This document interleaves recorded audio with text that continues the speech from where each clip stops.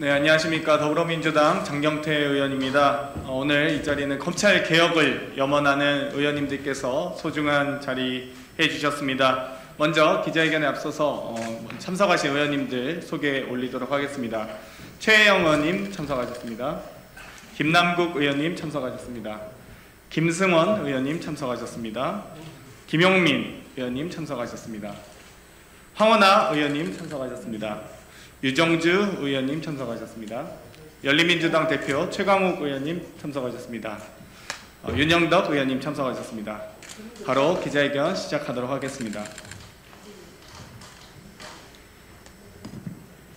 네, 공소청법 제정안, 검찰청법 폐지 법률안 발의를 하고자 합니다. 검찰의 수사권 기소권 완전 분리를 제도화하겠습니다. 수사권과 기소권을 독점하고 있던 검찰청을 폐지하고 기소권과 공소유지권만 갖는 공소청을 신설하여 수사기소의 완전한 분리와 공정한 형사사법 절차 구현 및 사법 신뢰도를 제고하고자 공소청법 제정안을 발의합니다. 대한민국 검찰은 기소권, 수사권, 영장 청구권, 수사지휘권, 형집행권, 국가소송 수행권 등 형사사법과 관련된 모든 권한을 독점적으로 행사할 수 있어 법치국가가 발전할수록 검찰이 국가 최고의 권력으로 군림하고 있습니다. 검찰의 집중된 권한에도 불구하고 검찰을 민주적으로 통제할 제도적 장치는 거의 없었습니다. 진정한 검찰개혁은 집중된 권한을 분산시키는 것입니다.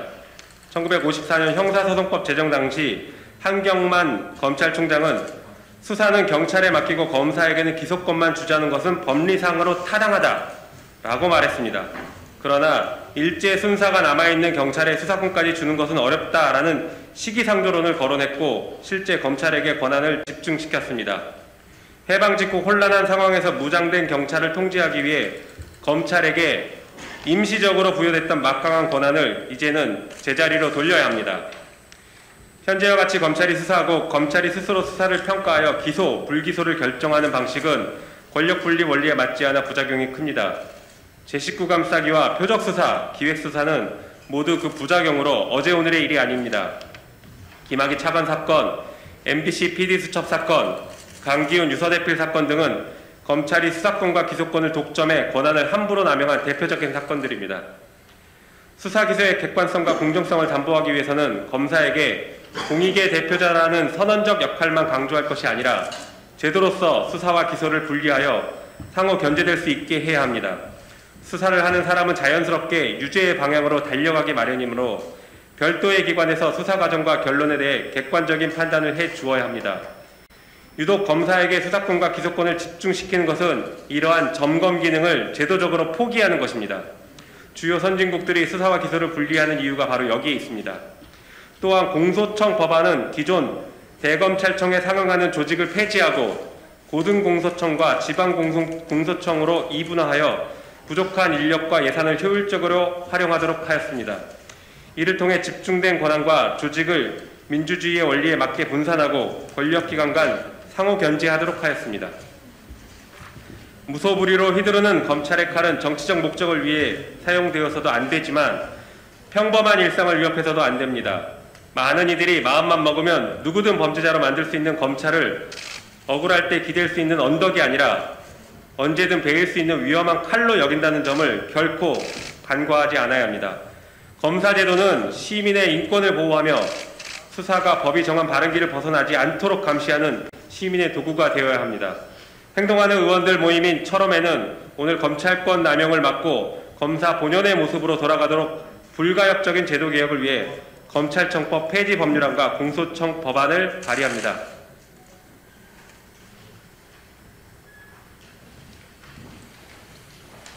네, 한편 얼마 전 검사징계위원회는 윤석열 총장의 주요 사건 재판부 사찰 문건, 채널A 사건에 대한 감찰 방해 및 수사 방해가 해임에 해당하는 중한 사안이라고 밝혔음에도 검찰총장에 대한 특수성을 고려해서 정직 2개월이라는 경미한 징계 처분을 하였습니다.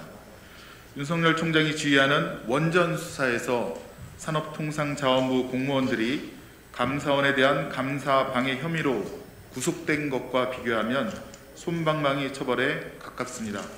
하지만 이조차도 법원이 징계처분 집행정지 신청을 인용하여 정의를 훼손하였습니다. 그러나 징계와 별도로 윤석열 총장에 대한 수사와 조사는 계속되어야 합니다. 징계 문건에는 측근검사가 연루된 검언유착 사건에 대해 회피 의무를 저버리고 윤석열 총장이 나서 감찰방해, 수사방해를 시도했음을 인정하고 있습니다. 또한 주요 재판부에 대한 정치적, 이념적 성향 및 개인 정보를 수집, 배포한 점 등은 해서는 안 될 일을 했다고 분명하게 명시하고 있습니다. 이러한 행위가 직권남용죄, 개인정보보호법 위반죄 등이 성립될 수 있어 철저한 수사와 처벌이 필요합니다. 한편 지금까지 확인된 사실만으로 윤석열 총장에 대한 탄핵 사유는 갖추어져 있다고 평가할 수 있습니다. 국회에서 발전적인 논의가 이루어져야 합니다. 윤석열 총장은 측근 한동훈에 대한 감찰을 방해하고 수사를 방해한 혐의로 징계가 결정되었고 법원도 일부 인정하고 있습니다. 따라서 윤석열 총장에 대한 감찰과 수사가 검찰에서 이루어진다면 다시 방해를 할 가능성이 아주 높습니다. 실제로 대검은 윤석열을 감찰했던 감찰부장과 감찰 3과장에 대해 서울고검에 수사를 지시하여 그 우려가 현실화되었습니다. 따라서 공정한 수사를 위해 윤석열 총장으로부터 독립된 수사를 할 수 있어야 합니다. 공수처의 조속한 출범이 필요합니다. 또한 국회는 특검에 대해서도 그 필요성을 검토해야 합니다.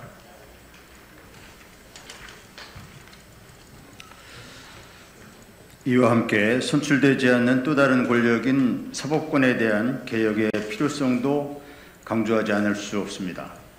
우리나라의 사법 신뢰도는 OECD 37개국 중 37위로 최하위를 기록하고 있습니다. 유전무죄, 무전유죄라는 말에 현직 변호사들조차 72%가 공감했습니다. 재판장 개인 성향이 판결문에 반영되거나 정치의 영역에 사법부가 과잉지배한 일들이 벌어지고 있습니다. 일부에서는 검사 판사의 법조 카르텔에 대한 지적과 우려까지 나오고 있는 상황입니다. 우리는 무너진 법원에 대한 신뢰를 다시 세우기 위해 사법농단 재발 방지와 법원 운영 및 재판제도의 투명성 확보, 전관예우 방지 등을 위한 법원개혁 입법 활동도 멈추지 않겠습니다. 개혁에 저항하는 세력은 똘똘 뭉쳐 기득권을 지키려 하고 있습니다. 여기에서 머뭇거리면 촛불은 다시 꺼지고 다시 암흑이 덮칠 수 있습니다.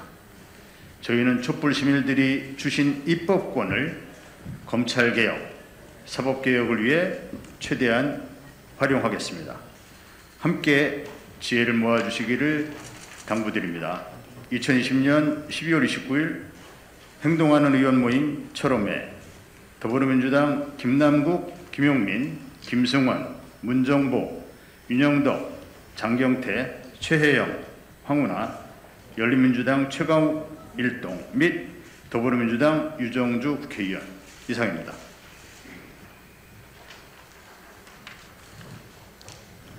네, 이상 기자회견은 모두 마치도록 하겠습니다. 백브리핑은 밖에서 시행하도록 하겠습니다. 감사합니다.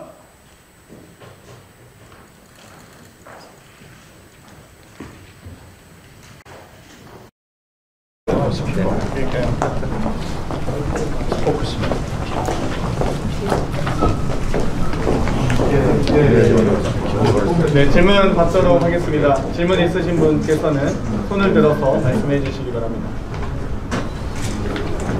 지난 2월에 추미애 장관께서는 검찰 내부에서 수사검사, 기소검사 분기를 말씀하고 있는데요. 혹시 공수처 별도 신설 외에도 검찰 내부에서 그렇게 나누는 방향으로 검토를 하고 계시는지. 네, 고맙습니다. 법무부가 얼마든지 검토할 수 있는 일이죠. 그런데 국회가 뭐 그거에 대해서 왈가왈부할 일은 아닌 것 같고, 수사기소 분리가 혹시라도 지연된다면 그런 방안도 적극적으로 검토될 수 있어야 한다고 생각합니다. 필요합니다.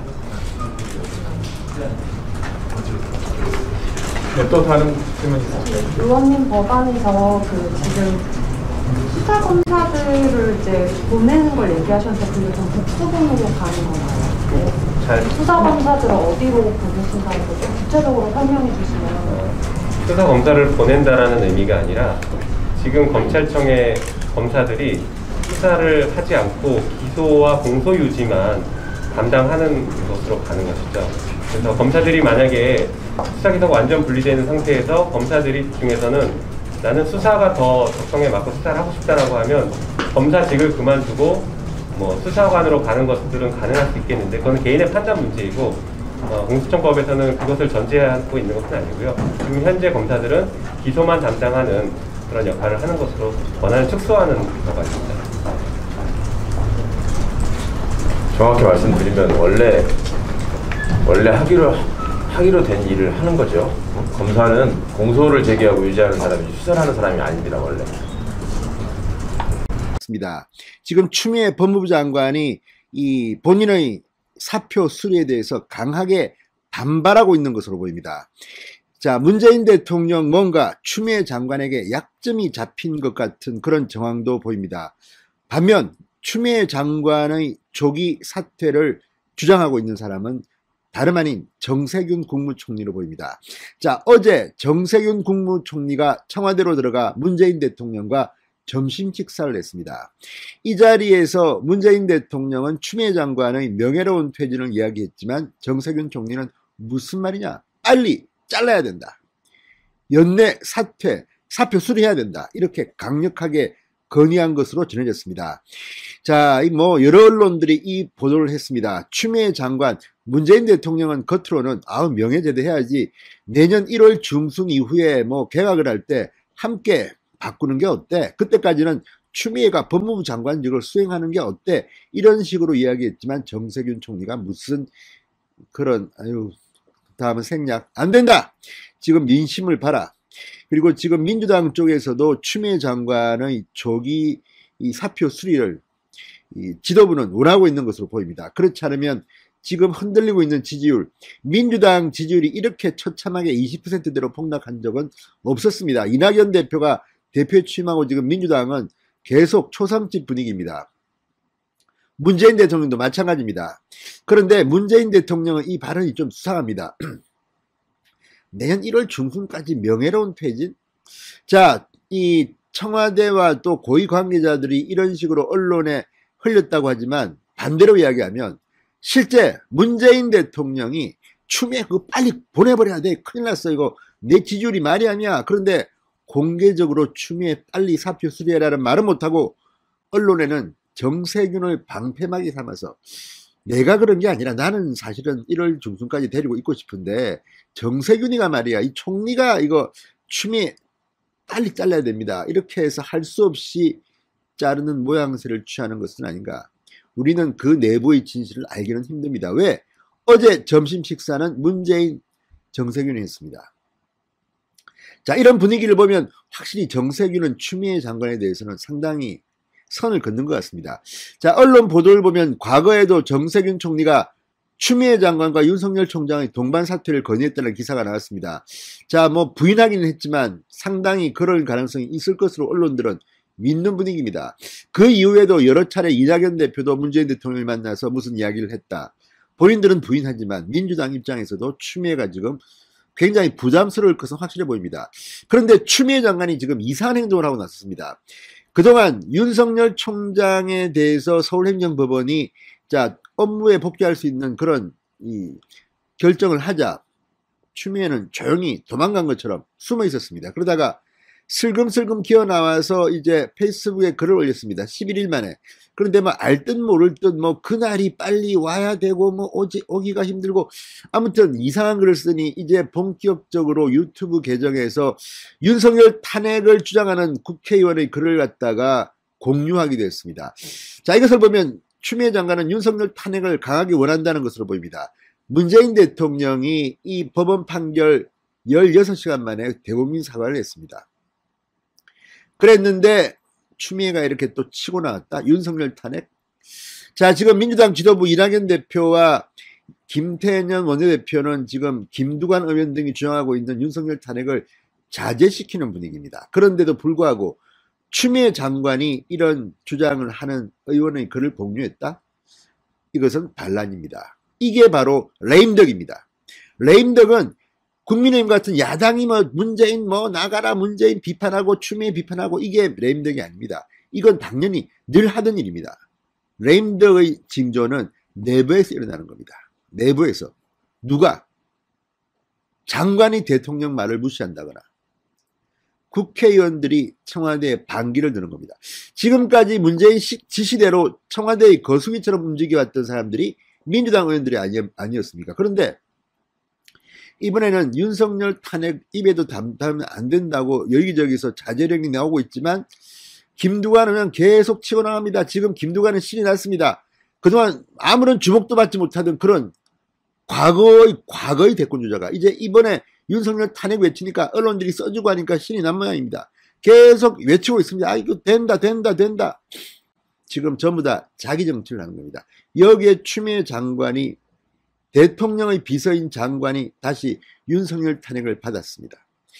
자, 또 하나 동부구치소 지금 확진자가 700명을 넘어서 이거는 법무부 장관이 책임을 져야 됩니다. 이건 뭐 다른 걸 다 떠나서 이 동부구치소 문제만 하더라도 이 추미애 장관은 정말 책임자인데 도망가고 있습니다. 아무런 말도 없습니다. 그런데 오늘 아침 정세균 총리가 사과를 했습니다.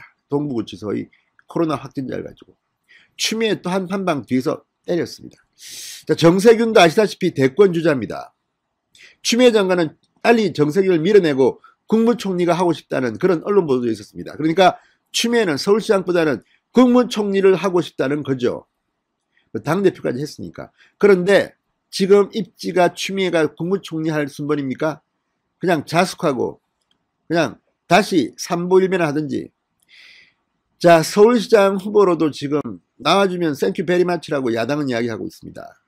점점 더 입지가 떨어져가는 추미애. 그런데 왜 이렇게 SNS 유튜브에다가 이런 윤석열 탄핵을 공유할까요? 문재인 대통령 보라고 시위하는지도 모릅니다. 문재인 대통령 가족, 문재인 대통령 측근 그 많은 비리 의혹을 추미애는 알고 있을 겁니다. 본인이 어떤 경우 수사를 막은 경우도 있을지 혹시 모르겠습니다. 그런 걸 다 알 수 있는 자리가 법무부 장관이라는 자리입니다. 나 1년 동안 이렇게 윤석열과 싸우고 고생했는데 이렇게 욕도 많이 먹었는데 나를 감히 명예롭지 않게 내쳐 연내 사표 수리 추미애가 지금 강력히 반발하고 있는지 모릅니다. 노골적이지는 않지만 지금 SNS 글 속에는 그런 반항이 묻어납니다. 문재인을 협박하는 것으로도 보입니다. 자, 어떻게 될까요? 그 중간에 정세균이 교묘하게 끼어들었습니다. 정세균이 추미애를 지금 컷하고 있습니다. 대통령님 안 됩니다. 이거 빨리 날려버려야 됩니다. 자, 중앙일보는 28일 어제입니다. 정세균 총리가 문재인 대통령과 줄에 오찬을 하고 난 뒤 연내 추미애를 날린다는 보도를 했습니다. 자, 이 고위 관계자, 정부 고위 관계자가 중앙일보에 제보한 내용은 이런 겁니다. 이날 회동, 어제 문재인과 정세균의 점심 식사에서 추미애 장관을 연내 교체한다는데 공감대를 이뤘다. 교체 시점은 공수처장의 임명과 맞물리게 될 것이다. 연내라는 교체 시점은 당의 요구 등을 감안해 조속하게 진행한다는 전제다. 그러니까 민주당이 강하게 지금 요구하고 있는 것으로 보입니다. 추미애 장관상에 추미애 이름을 지금 빼고 있다는 거 아닙니까? 청와대는 이미 추미애를 빨리 날리기로 일찌감치 결정한 것으로 보입니다. 그런데도 문재인 대통령은 비겁하게 뭐 명예로운 퇴진 그런 건 있습니까 지금? 자, 그러면서 공수처장 금정이 문제입니다. 그러니까 지금 어제 공수처장 후보 2명이 선출됐습니다. 자, 이 두 사람 김진욱 헌법재판소 선임연구관, 이건희 국민권익위 부위원장 중 한 명입니다. 한 명은 판사 출신, 한 명은 검사 출신입니다. 그런데 이 두 사람은 일단 청와대가 검증을 할 필요가 있습니다. 그때 시간이 필요하기 때문에 조금 하루 이틀 늦어지는 것이지 이미 추미애 장관 사표 수리는 결정된 것으로 보입니다. 자, 이 중앙일보에 따르면 문재인 대통령은 추미애 장관을 내년 1월 중순 이후에 단행할 예정인 2차 개각 때 다른 부처 장관들과 함께 교체할 계획을 세우고 있었다. 추 장관에게 명예로운 제대의 기회를 주고 싶다는 게 문 대통령의 생각이었다고 한다. 하지만 민주당에서도 여론을 감안한 조속한 교체의 필요성이 거론되고 정세균 총리도 정례회동에서 같은 주장을 펴면서 결국 연내 교체가 확정된 모양새라고 중앙일보가 정부 고위관계자의 말을 빌어서 보도했습니다. 자, 이걸 보면 지금 문재인 대통령의 속내가 드러납니다. 속으로야 문재인 대통령도 추미애 잘라버리고 싶겠죠. 이를 저 따위로 처리하는 사람을 내가 장관으로 임명했구나. 그렇지만 반대로 추미애 입장에서는 내가 이렇게 고생하고 욕먹어가면서 했는데 네가 이럴 수가 있나. 사실 문재인과 추미애 관계는 상하관계일 수도 있지만 과거를 보면 추미애가 문재인을 바라보는 눈길이 내가 니보다 못한 게 뭐 있어 이렇게 생각할지도 모릅니다. 추미애는 오선 의원 당대표를 역시 같이 지냈고 과거에 잘 나가던 정치인입니다. 문재인 대통령은 국회의원 한 번 했고 노무현의 비서실장 출신입니다. 그리고 두 사람 관계는 사실 썩 좋지는 않습니다. 그렇지만 문재인 입장에서는 추미애가 필요한 존재이긴 합니다. 비주류의 과거 비주류의 상징이었으니까. 자, 어쨌든 이런 이야기들이 지금 나오는 가운데 추미애는 정말 꼭지가 돌 것 같습니다. 내가 얼마나 열심히 몸을 바쳐서 충성했는데 이렇게 나를 토사구팽하냐. 근데 토사구팽도 아닙니다. 왜냐하면 사냥이 끝나지도 않았습니다. 윤석열을 잡지도 못했습니다. 여러 가지 국가적인 위기가 그 어느 때보다도 심화되고 있는 상황이 아니겠습니까? 그러지 않아도 경제 파탄, 안보 파탄, 나라가 엉망했는데 이 코로나 사태의 심각성으로 인해서 우리 국민들이 굉장히 불안해하고 있어요. 이러는 가운데 현재 정부 여당은 오로지 문 대통령의 퇴임 후 안전만을 생각한 나머지 제대로 국정을 살피지 않는 것이 아닌가. 이런 의혹과 그리고 우리 국민들의 분노 그리고 실망이 공존하고 있습니다. 그래서 이러한 내용을 제가 모아서 여러분께 말씀을 드리려고 합니다. 먼저 변창흠 장관 청문회 통과를 안 했죠. 야당이 반발했습니다. 그럼에도 불구하고 어제 전격적으로 대통령이 임명장을 주고 이제 날이 새면 오늘부터 정식으로 장관으로서 임명이 되는데요. 여러분들 현 정권 장관 이름 기억나는 사람이 있어요? 저도 방송을 이렇게 매일같이 하는데도요. 장관 이름이 외워지질 않아요. 외워지질. 왜 그러겠어요? 저도 알게 모르게 제 머릿속에 이 사람은 장관 자격이 없구나. 이게 제 머리에 딱 굳혀 있어요. 그러니까 아무리 외워도 외워지지가 않아요. 이것은 저는 국가를 위해서 바람직하지 않다. 장관들이 국민에게 존중까지는 못 받을지언정 그래 저 정도면 그래도 좀 흠은 있지만 장관 할 만해. 그래야 장관 이름도 머릿속에 넣어두고 그 사람이 추진하는 정책과 관련해서 이 대대로 된 비판도 하고 또 수용할 것은 수용할 것 아니겠어요? 근데 도대체 대부분이 말이죠. 장관직을 개인의 일신상의 영달만을 위해서 앉아있는 것처럼 생각하는 사람들이 한둘이 아니고 임명권자도 그런 연장선상에서 본인과 코드로 맞는 사람들만 능력 유무와 관계없이 임명하다 보니까 나라의 꼴이 아니다. 이런 말씀을 드리고 싶어요. 여러분들 변창흠이 얼마나 문제가 있었어요? 전문성 면에서 뿐만 아니라 도덕적으로 인격적으로 많은 문제가 있어서 야당이 반발하는 거예요. 달리 반발한 게 아닙니다. 그래서 인사 블랙리스트 작성, 부정 채용 혐의 이런 것까지도 심각해 하기 때문에 지금 야당에서는 이제 법적으로 정치적으로 부적격이다. 그래서 이 반발하고도 있지만은요. 필요한 법적 조치를 취하는 문제를 진지하게 검토하고 있다. 이런 지금 뉴스까지 나오고 있어요. 이러다 보니까 이제 반발을 그야말로 이 야권의 반발과 분노를 잠재우기 위해서 한다는 게 뭐예요? 기습적으로 쇼만 했잖아요. 쇼. 구역 현장에 가서 고개 푹 쳐박고 그거를 사진이나 찍어서 올리고 앉아있고 그 변창흠이 머릿속에 뭐가 남아있겠어요? 그렇잖아요. 이렇게 이 장관 자리를 쇼하는 자리로 알고 있으니 참 큰일입니다. 그리고 구역 사고 사망 이 부모님 농성 현장에 또 가서 기습적으로 쳐들어가 가지고 그것도 또 사진 찍어서 올리고 이런 사람들을 가지고 말이죠. 장관으로 임명하는 문재인 대통령과 그리고 임명해야 된다고 또 이 보좌하고 있는 보좌진들 기가 막히지 않습니까?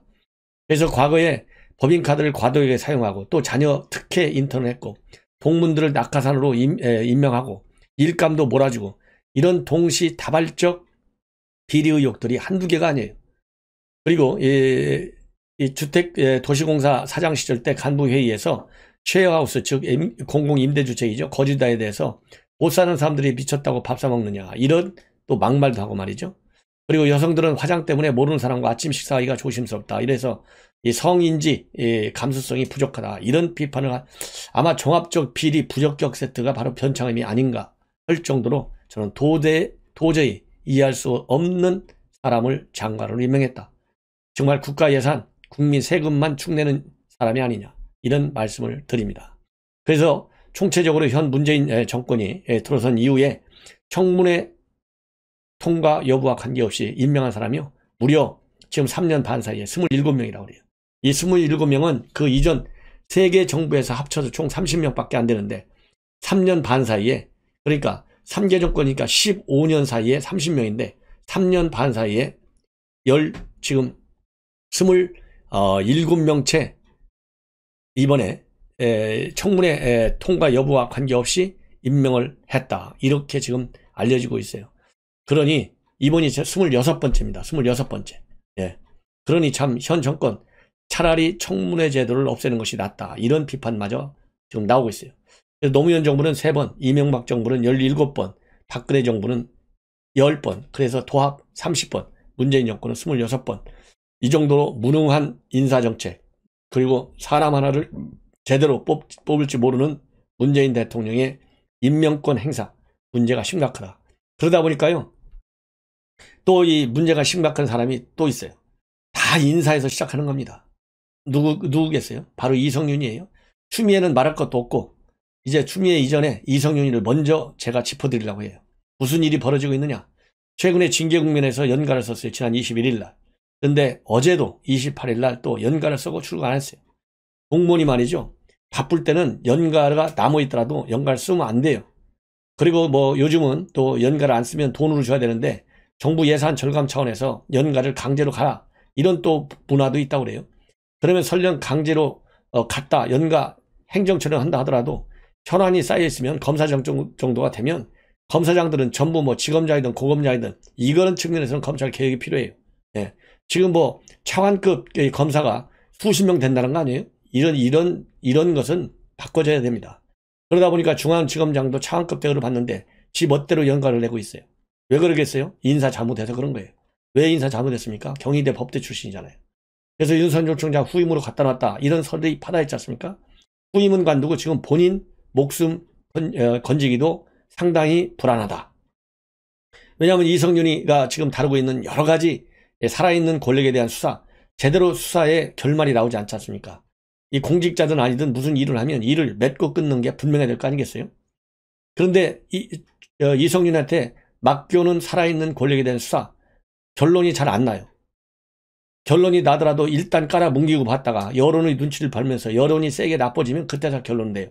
이게 제대로 된 중앙지검장의 역할이겠느냐. 그야말로 제가 보기에는요, 현 이성윤 중앙지검장은 역대 중앙지검장의 역사에 많은 오점을 남기는 그런 중앙지검장으로 역사에 남지 않을까 우려됩니다. 그래서 지금 이성윤이가 가지고 있는 안건 여러 가지가 있겠지만은 뭐 한둘이 아니잖아요. 지금 대표적으로 여론에 집중적인 관심이 되고 있는 게 이용구 차관 사건하고 채널A 사건 둘이 아닐까 싶어요. 물론 옵티머스 사건 또 있죠. 예, 많은 사건들이 있어요. 다행히 나경원 의원 사건은 전부 13건 다 무혐의 처분했어요. 그것도 시간이 많이 걸려가지고. 자, 이렇게 중요한 사건들이 있는데 이러한 거와 관련해서 실무수사팀에서 예를 들어서 채널A 사건과 관련해서는 한동훈이 무혐의다. 이렇게 보고까지 다 마쳤다는 거 아니겠습니까? 이제 그러면은 그래 무혐의 불기소 처리해. 이렇게 딱 지시를 내리면 결론을 내려주면 되는데, 그래서 이건 검은 유착이 사실이 아니야. 이건 추미애가 지시했지만 추미애 잘못이야. 이렇게 결론을 내야 될 거 아니겠어요? 예. 그런데 이 결론을 안 내고 있어요. 그래서 이 결론을 안 낼 때가 언제냐면 징계위 결정이 내리고 그 다음에 윤석열 총장에 대한 최종적으로 법원에 판결이 내오기 직전의 상황이었어요. 그러니까 이렇게 서울중앙지검에서 채널A 사건과 관련해서 한동훈이 공무혐의가 없다 결론을 내버리면 이거는 윤석열 총장한테 굉장히 유리하잖아요. 이거 근거가 없는 감찰권과 수사지휘권, 윤석열 총장에 대한 징계구나. 징계 사유잖아요. 왜냐하면 채널A 사건은 중대한 징계 사유 중에 하나였어요. 그러다 보니까 이거를 안 내갖고 미적미적하고 있는데 아직도 안 나오고 있어요. 예. 그 다음에 또 여러분들 아시다시피 지금 이용구 차관의 택시 기사 폭행 사건이 지금 얼마나 문제가 심각해요.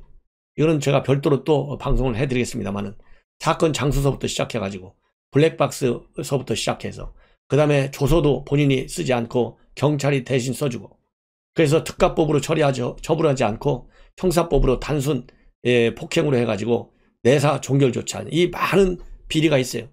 그런데 이것도 지금 이미 대검에서는 바로 신속하게 중앙지검에다가 내려줬는데 중앙지검에서는 이 교통범죄 전담부인 형사 5부에 배당을 해놓고 이 배담도 말이죠. 지휘하는 지휘 3차장 검사 구자에는 이용구가 법무실장할 때 대변인, 그 다음에 이동원 형사 5부장은 국제형사과장. 이렇게 해서 이성윤이는 당시 뭐 했었느냐? 검찰국장. 이래서 서울중앙지검의 모든 간부들이 전부 이용구의 애완견이라고 봐도 과언이 아닐 정도인 사람들이 지휘 라인을 구성하고 있어요. 그런데 그러면 바로 지금 현재 오늘이 이제 29일 됐지 않습니까?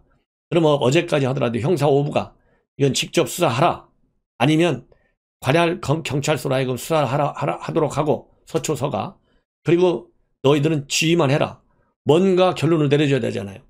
요거에 대해서도 아무런 말을 안 하고 있다고 합니다. 그래서 이거와 관련해서 제가 보기에는 내년 1월 인사 때까지 계속 침묵이 길어질 것 같다, 이런 얘기도 나오고 있어요. 그런데 제가 보기에 지금 이것은 이성윤이가 일종의 반발과 일단 하극상의 조짐이다, 이렇게 저는 보여집니다. 왜냐하면 가장 중요한 것이 추미애가 흘러나가고 추미애를 문재인 대통령이 지켜주지 못하잖아요. 지금 본인은 문재인 대통령과 추미애가 내 목숨을 지켜주겠지. 그래서 완전히 윤석열 총장에 대한 대면 보고조차도 전부 안 하고 7월부터 대면 보고를 아예 안 해버렸잖아요. 그리고 지시 따르지도 않잖아요. 전부 추미애 지시만 따르다시피 중앙지검으로서 역할을 하잖아요. 그러다 보니까 이제 낙동강 오리알 신세가 되는 거 아니냐라는 위기의식. 이성윤이가 가면 어디 가겠어요? 추미애랑 전부 검찰 수사 대상으로 될 수밖에 없는 그런 사안들이 한두 개가 아니지 않습니까? 그러다 보니까 더 이상 내가 이제 추미애 애완견 역할을 하는 것은 이 정도에서 끝내야 되겠다. 왜냐하면 지난번에 검사의 난 일어났을 때도 공반 사퇴하자고 하는 1차장 검사 건의가 있었잖아요. 김욱준. 그렇기 때문에 이제는 겁을 많이 먹은 것 같아요. 엄청 겁을 많이 먹어가지고 더 이상 죄가 될 만한 일을 또 쌓아 올리는 것은 바람직하지 않다. 그래서 살살 일단 시간을 때우면서 차라리 이럴 바에는 이제 1월 곧 인사 있잖아요. 대충 버티고 뭉개다가 다른 한직으로 좀 빠져서 최소한도 법적 책임을 짓는 사안에 대한 수사는 지휘를 안 하는 것이 낫겠다. 이런 판단을 하지 않았을까 하는 생각이 듭니다. 예. 이 사람도 그러니까요. 전문성도 부족하거니와 그 다음에 인간적 의리와 그 다음에 상황 판단 능력, 그리고 검찰로서의 국가적인 국가관과 사명감, 소명의식이 상당히 부족한 사람이다. 그러다 보니까 정권 코드에만 굉장히 누구보다도 앞서서 맞추다가 위기의 국면에 처하고 레임덕이 들어오니까 벌써 내 몸 하나 챙기겠다는 보신주의로 흐르는 것이 아니냐, 이런 생각이 듭니다. 이제 다음에는요, 추미애 얘기를 좀 하지 않을 수가 없어요. 추미애가 하여튼 이상한 사람이라는 건 한마디로 이상한 사람이라고 얘기할게요. 독선 어쩌고 저쩌고 얘기해봐야 그거는 여러분들이 이루 말할 수 없는 분노와 그리고 정말 뭐라고 그럴까요? 실망감, 이런 것을 다 가지고 있고 어떤 성격의 소유자인지, 어떤 전문적인 법적 능력은 가지고 있는지. 지금 갑자기 방송하다 보니까 생각이 나네요. 신평 옛날 판사였었잖아요. 신평 그래야 문재인 캠프에서 공익제보지원위원회 위원장까지 한 측근입니다. 신평 이 위원장이 계속 추미애 비판하고 있잖아요. 문재인 대통령. 예. 이 비판할 때 그 중에 하나가 뭐냐면 옛날에 능력도 없어가지고 인사조치를 하니까 봐달라고 눈물을 흘리면서 하소연했다, 불만을 토로했다, 이런 얘기가 나온 적이 있어요. 그때 그 실력과 전문성이 지금 장관까지 됐어요. 그러다 보니까 본인의 실력을 과신해가지고 장관으로서 법적 지휘를, 이 법률을 아는 사람 아니겠어요? 사법시험도 합격하고 판사를 했으니까. 그런데 그 실력 전문성이 너무 약하다 보니까 법원에서 2연패를 했어요. 2연패. 감찰위원회까지 하면 3연패를 한 거예요. 그러니 전문성이 없잖아요. 전문성. 뭐만 있느냐? 정치적인 꽤 꼼수만 늘어났어요. 그것이 성공해가지고 5선. 그것도 양에 앉혀가지고 당 대표까지 했어요. 이번 못해본 것은 총리밖에 없어요. 대통령밖에. 예. 이러는 상황에서 이제 코너에 몰릴 대로 몰렸어요. 그러다 보니까 이번에 다시 또 무슨 얘기를 엉뚱한 짓을 또 하고 있어요. 빨리빨리 내려와야 될 거 아니에요. 예. 사의를 보면 뭐예요? 언론에 이런 게 나와야죠. 청와대에 다시 한번 조기에 사표를 수리해 주십시오. 청와대에 간청을 하고 있다. 그래서 대통령은 좀 명예롭게 퇴진하는 길을 지금 고민 중에 있다. 이렇게 나와야 되는데 그런 것이 안 나와요. 오히려 반발하고 있어요. 여러분들께 제가 처음부터 그랬잖아요. 아, 이건 반발성 사표다. 압박성보다는 반발성의 성격이 더 강하다. 제가 그렇게 얘기했잖아요. 사퇴를 뭐 문재인 대통령이 압박할 리가 있습니까? 2003년도 때부터 노무현 정부 때부터 무슨 사연이 됐는지 장관시키고 싶었다는 거 아니에요? 근데 노무현 대통령이 강금실이 자꾸 미는 바람에 안 됐다는 거 아니겠습니까? 그런데 이번에도 말이죠. 정세균 총리가 최근에 단독 독대할 때, 주례복할 때, 또 오늘 또 주례복을 했다는 거 아니에요? 그런데 계속 동반사퇴도 건의하고 그랬었는데 원래는 문재인 대통령이 명예롭게 퇴진하는 길을 계속 고집하고 있다. 이게 비하인드 스토리에 나와 있어요. 그러니까 2003년도에 장관시키려고 했고 이번에 장관을 시켰는데 기어이 이렇게 불명예스럽게 나가는 것이 도대체 뒤에 무슨 약점을 많이 잡힌 건지 이렇게까지 지금 아니 대통령이 며칠 있다가 사퇴시킨다고 국민들이 명예롭게 퇴진한다고 생각할 국민이 있느냐고요. 이렇게 민심의 흐름을 제대로 못 읽는 청와대다 보니까 나라의 꼴이 이렇게 되는 거예요. 지금 상황이 어떤 상황인데 지금 바로 사표 내고 고소 고발된 사건이 수십 개 되잖아요. 전부 검찰의 수사대에 올라가야 될 사람 맨 1번이 추미애예요. 그게 바로 민심의 흐름인데 이런 거는 아랑곳하지 않고 오로지 명예롭게 사퇴시키겠다. 이게 도대체 대통령이 할 생각이냐 이거예요. 이런 거는 언론에 나오는 것이 마이너스 아니에요. 언론에 다 흘러나와요. 대통령이 명예롭게 퇴진하는 길을 고민하고 있다. 이러니까 국민은 무시하고 추미애 하나만 대통령의 머릿속에는 있지 않냐라고 하는 비판에 대해서 할 말이 있겠어요? 그러다 보니까 추미애가 여전히 그 반발 심리, 독선과 오집과 그리고 불만 이런 것들이 쌓여 있는 그 물적 증거들이 나오고 있어요. 어제 밤에는 또 이 페북에 글을 썼잖아요. 그날이 쉽게 오지 않으라는 것은 알고 있었지만 그날은 반드시 와야 한다는 것을 또 한 번 깨달았다. 그렇게 얘기했잖아요. 그리고 최근에는 또 정호성 시인의 산산초가 이거에 또 페북에 글을 올려갖고 하얗게 밤을 지새운 국민 여러분께 바친다. 이렇게 한다고 국민들이 이걸 제대로 받아주겠습니까? 하얗게 밤을 지새우는 정도가 아니고 1년 내내 우리 국민들이 열받아 있는데 문재인 대통령의 추미애 장관의 문재인 대통령 그 사람이 그 사람이다. 이런 거를 한문으로 유식하게 위해서 유유상종이다. 이러는 거 아니겠어요? 그러면 이번에는 페북이 아니에요. 이번엔 또 엉뚱한 데 올렸어요. 유튜브에 올렸어요. 뭐라고 올렸느냐? 윤석열 탄핵 역풍은 오지 않는다.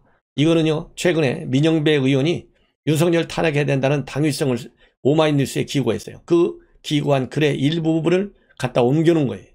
자기 얘기가 아니에요. 이건. 그러면 그 글에 뭐라고 돼 있느냐? 유튜브 방송에 나온 글 부분만 발췌해서 갖다 올려놨어요. 그리고 전문은 이 링크를 걸어놨어요. 지금까지 나는 수사권, 기소권 완전 분리와 윤 총장 탄핵 두 가지를 주장했다. 탄핵 부분에서 이견이 적지 않다. 윤 총장 한 명이 수국 카르텔의 전부는 아닌데 굳이 그를 키워줄 필요가 있느냐고들 한다. 탄핵은 자연인 윤 총장에 대한 단죄가 아니다. 수국 카르텔의 중심 역할을 하고 있는 검찰 조직의 예봉을 꺾어야 나머지 과제들의 합리적, 효율적 배치가 가능하기 때문에 탄핵은 꼭 필요하다. 요렇게 쓴 민형배 의원의 글을 갖다 옮겨놓고 있어요. 근데 이 글에서 이 민형배 의원은 탄핵을 왜 시켜야 되느냐 이유로 4가지를 다 들고 있습니다. 그 이후에 수사권과 기소권의 완전 분리와 윤 총장 탄핵을 주장했다. 4가지 이유를 들어서 그러면서 첫째는 권력이 작동하는 지금의 양태가 이 윤 총장의 탄핵을 요구하고 있다 이겁니다.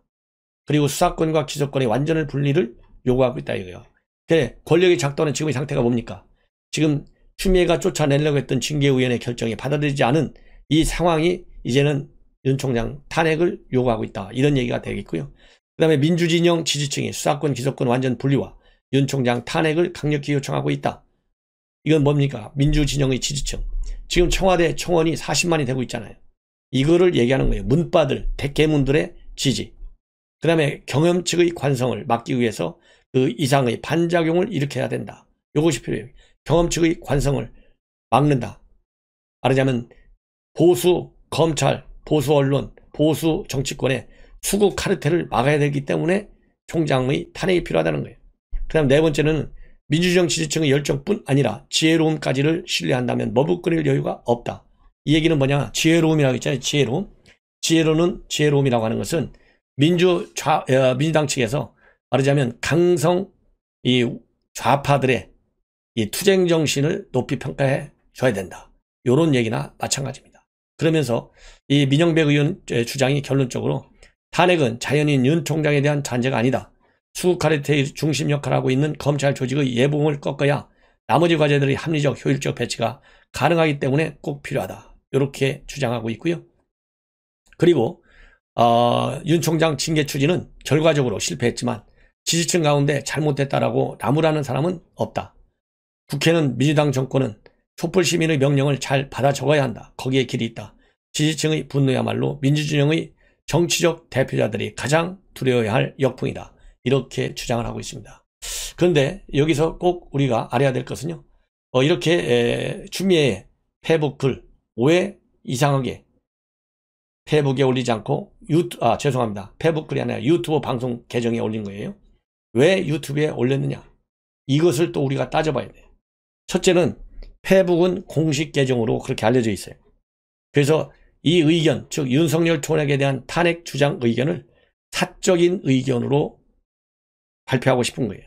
그 이유는 바로 뭡니까?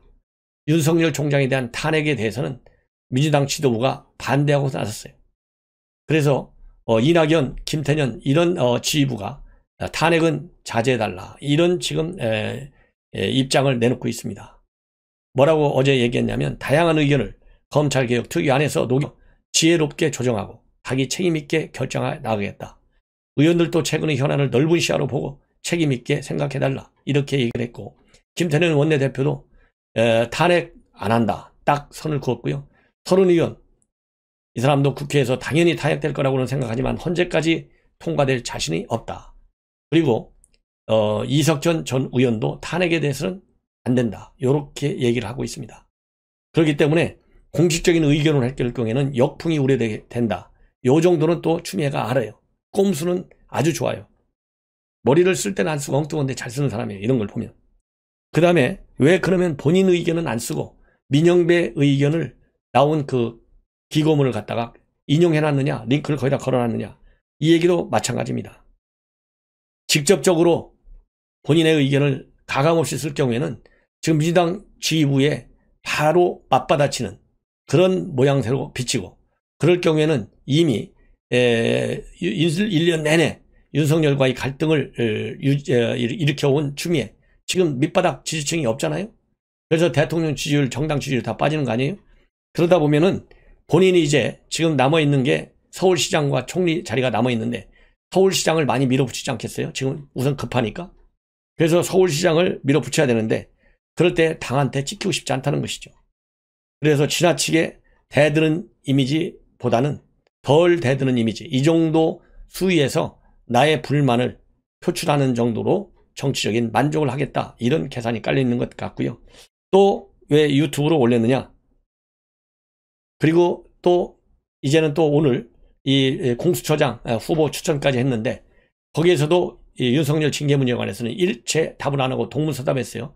이렇게 공수처장까지 잘 뽑게 돼서 정말 다행스럽게 생각한다, 이렇게 얘기하고, 기자들이 윤석열 징계와 관련해서 여러 가지 질문했지만은 일체 답을 안 했습니다. 그러다 보니까 여당에서는요, 이제는 탄핵도 안 되죠, 징계도 안 되죠, 식물총장도 안 되죠, 되는 게 없잖아요. 그래서 검찰개혁 시즌2, 이러다 보니까 지금 여당에서 다양한 백가쟁명식 제안들이 나오고 있어요. 그래서 박주민은 검찰은 기소만 담당하고 수사는 독립기관이 맡게 하자, 검찰총장 지휘 조정하고 무작위 사건 배당도 도입도 이제는 필요하다. 황운하 검찰을 공수청으로 바꾸고 직접 수사권을 국가수사청으로 옮기게 하자. 그리고 기소 배심 재판도 도입해야 한다. 김태년 과도기적으로 검찰 내부에 기소부를 별도로 설치하자. 검찰 저항에는 개혁의 속도를 더 내서 대응하자. 김종민 궁극적으로는 수사와 기소를 완전 분리해서 검찰을 기소청으로 만들자. 2탄이 검찰이 상명 하복 문화를 바꾸자. 그래서 변호사를 대대적으로 검사로 임명하자. 이렇게 지금 나오고 있다.